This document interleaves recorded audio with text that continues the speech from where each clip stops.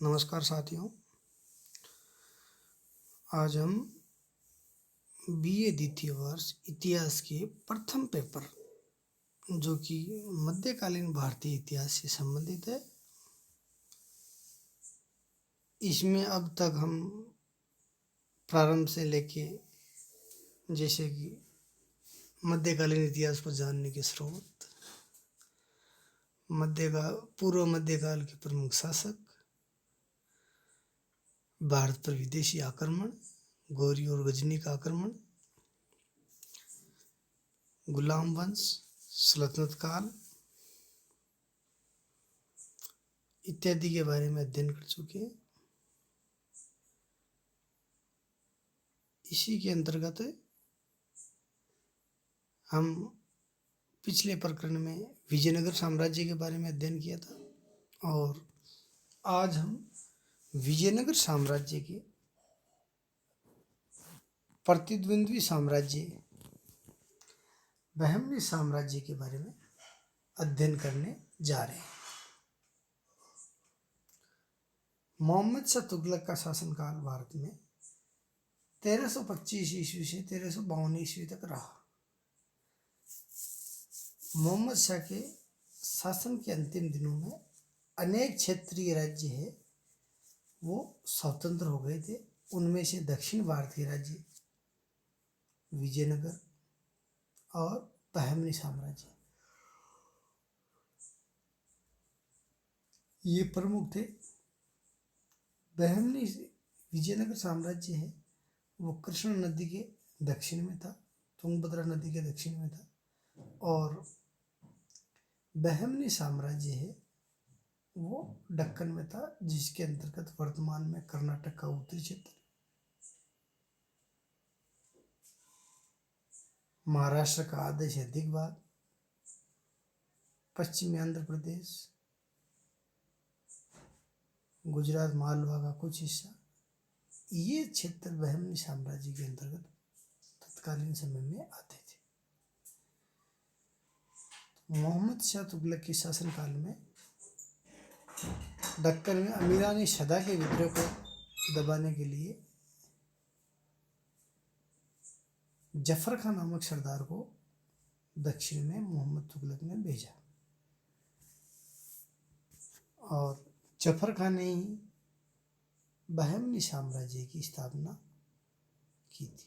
इसके बारे में और अधिक हम पढ़ेंगे। जफर खान 1347 to 1358। जफर खान नामक सरदार अलाउद्दीन हसन बहमनसा की उपाधि धारण कर 1347 ईस्वी में सिंहासनारूढ़ हुआ और बहमनी साम्राज्य की नींव डाली। उसने गुलबर्गा को अपने नव संस्थापित साम्राज्य की राजधानी बनाया और उसका नाम एहसानाबाद रखा।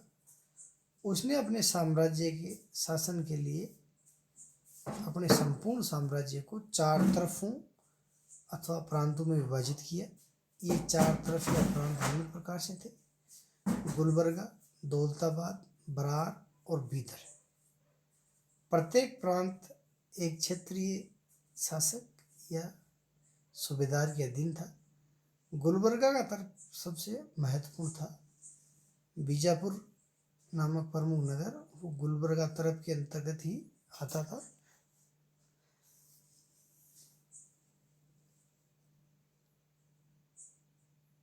दक्षिण के हिंदू शासकों को उसने अपने अधीन किया और अपने अनुयायियों को पद और जागीर प्रदान करने की नई प्रथा प्रारंभ की। अलाउद्दीन हसन बहमनसा या जफर खान ने दक्षिण भारत के क्षेत्रीय हिंदू राज्य थे, छोटे छोटे, उन सभी राज्यों को अपने अधीन किया।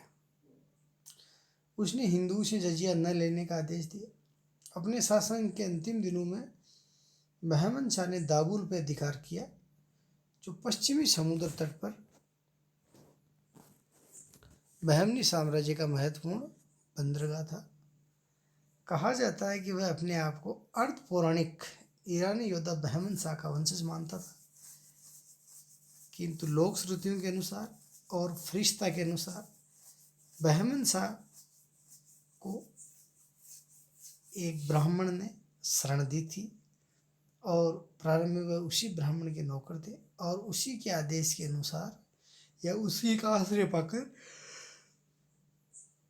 इसने साम्राज्य की स्थापना की।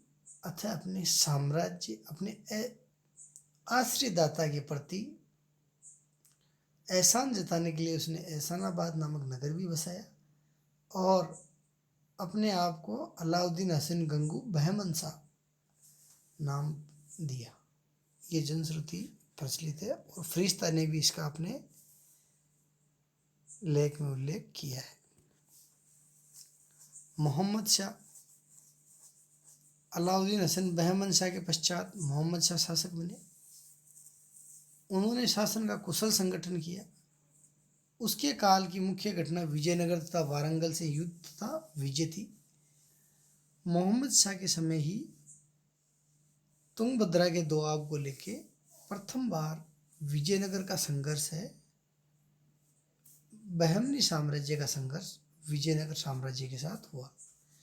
इसी काल में बारूद का भारत में पहली बार प्रयोग हुआ, जिससे रक्षा संगठन में एक नई क्रांति पैदा हुई। सेना के सेनानायक को अमीर ए उमरा कहा जाता था और अमीर ए उमरा के नीचे बार प्रधान हुआ करते थे। ताजुद्दीन फिरोज शाह 1397 ईस्वी से 1422 ईस्वी, ये बहमनी साम्राज्य के सर्वाधिक विद्वान सुल्तानों में से एक था। ये बहुत ही अधिक पढ़ा लिखा, कई भाषाओं का जानकार, अरबी, तुर्की, फारसी, इसके अलावा मराठी, कन्नड़, तेलुगु इत्यादि भाषाओं का भी जानकार था। उसने एशियाई विदेशियों या अफाकियों को बहमनी साम्राज्य में आकर स्थायी रूप से बसने के लिए प्रोत्साहित किया, जिसके परिणाम स्वरूप बहमनी अमीर वर्ग अफीकी और दक्षिणी गुटों में विभाजित हो गया। जो अफीकी कौन थे? जो मध्य एशिया के क्षेत्र से आके दक्कन में बसने वाले, और दक्कनी जो प्रारंभिक समय में ही जिन लोगों ने मुस्लिम धर्म अपना लिया था वो दक्कनी कहलाते थे। यह दलबंदी बहमनी साम्राज्य के पतन और विघटन का मुख्य कारण सिद्ध हुआ।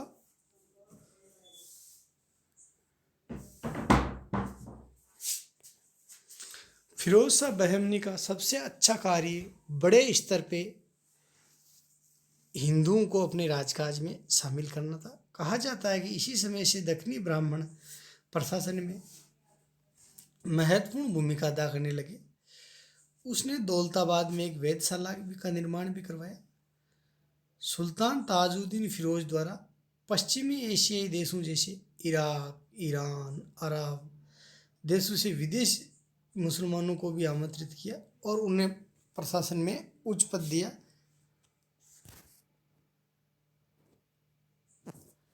अर्थात सुल्तान फिरोज शाह था, वह सुसंस्कृत व्यक्ति था और शिक्षा एवं संस्कृति से जुड़े लोगों का, विद्वानों का आदर सत्कार और आदर सम्मान करता था।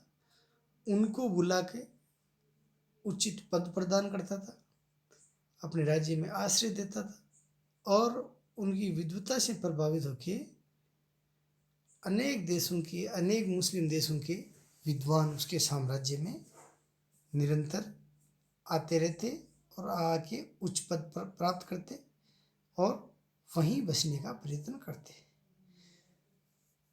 उसने अकबर ने जिस प्रकार फतेहपुर सीकरी का निर्माण करवाया, उसी तरह भीमा नदी के किनारे फिरोजाबाद नगर की नींव डाली। गुलबर्गा युग के सुल्तानों में ये अंतिम सुल्तान था।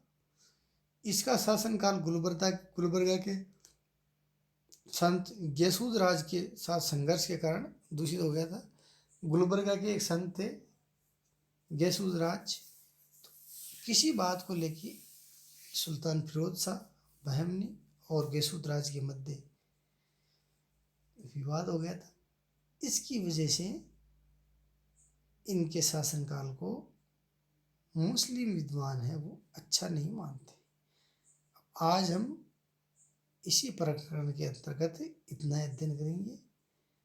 फिरोज शाह बहमनी के बाद के सुल्तानों के बारे में अगले प्रकरण में हम अध्ययन करेंगे। ओके, थैंक्स बच्चों।